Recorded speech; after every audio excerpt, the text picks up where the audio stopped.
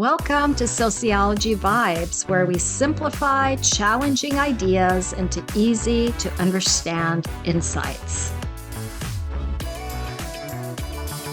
Today, our focus is on the sociological explanation of the hidden curriculum.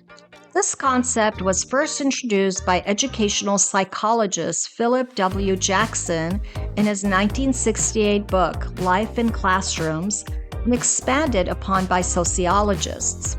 The hidden curriculum refers to the unspoken and unwritten ways that schools teach students cultural values, norms, and expectations, including how to behave, follow rules, and respond to authority. These lessons are not formally taught, but are learned through everyday experiences inside and outside of the classroom in schools. From the conflict sociological theory, these patterns reinforce social class differences. In schools located in lower-income neighborhoods, students may be expected to follow strict rules, stay quiet, and focus on completing tasks. In schools located in higher-income neighborhoods, students might be encouraged to ask questions, think independently, and take initiative.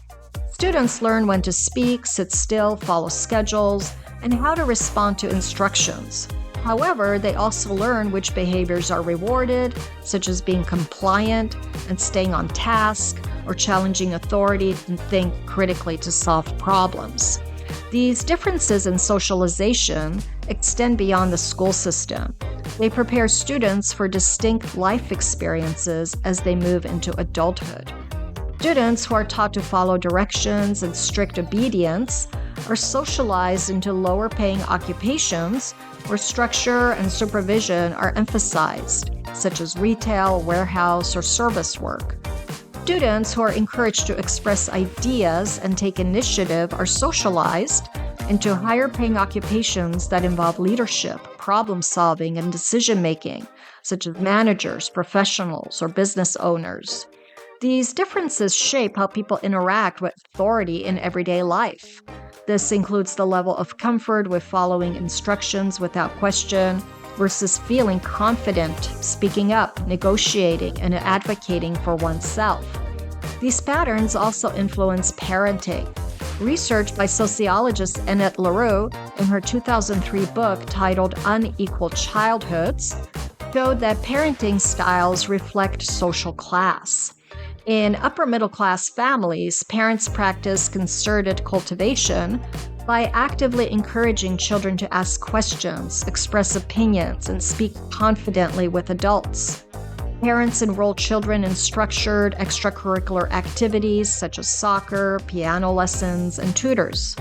And they are more likely to intervene in schools on their child's behalf and teach them to advocate for themselves. In working and lower-class families, parents are more likely to emphasize natural growth parenting.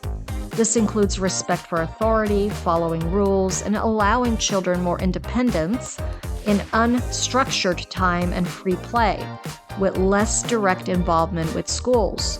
Parents are authoritative in their parenting styles, for example, using statements such as, "Don't talk back to me," or "because I said so."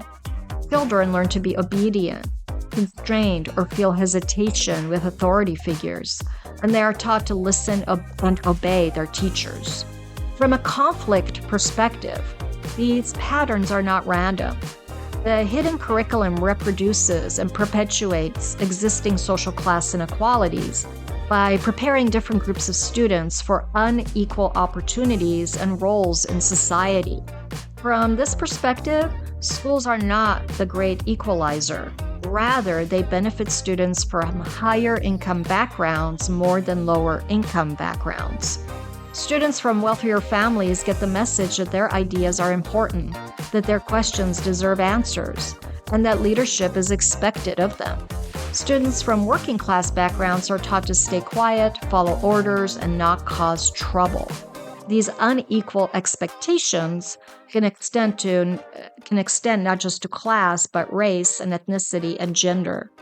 Understanding the hidden curriculum helps us see that many behaviors we take for granted, like following rules, speaking up, or staying quiet are learned and influence our opportunities and life chances.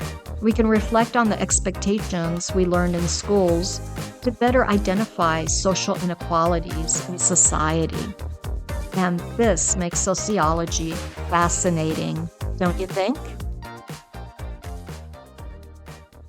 Thank you for watching. Be sure to comment below with your thoughts, questions, or any topics you'd like us to explore next.